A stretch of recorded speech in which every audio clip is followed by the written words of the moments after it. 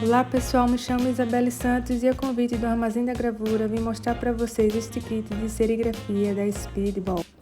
Vem comigo conferir tudo que vem dentro desta caixa.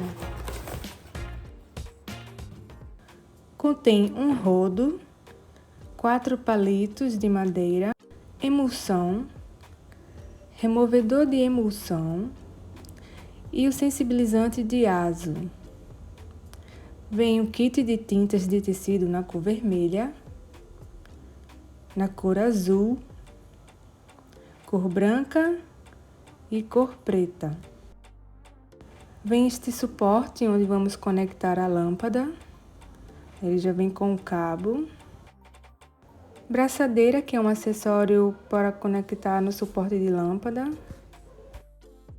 A lâmpada de bulbo de 250 watts. 2 folhas transparentes de acetato, uma folha preta, tela com tecido de poliéster e o suporte onde vamos fixar a tela para poder fazer as impressões.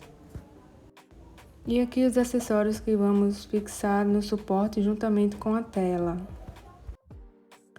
E por fim, um manual com todas as instruções sobre os processos de serigrafia.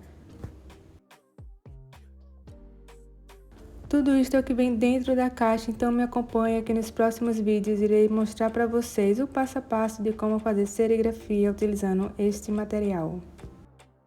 E se você gostou deste vídeo, já se inscreve neste canal para acompanhar os próximos vídeos e aprender tudo sobre serigrafia, utilizando o kit da Speedball, fornecido pelo Armazém da Gravura.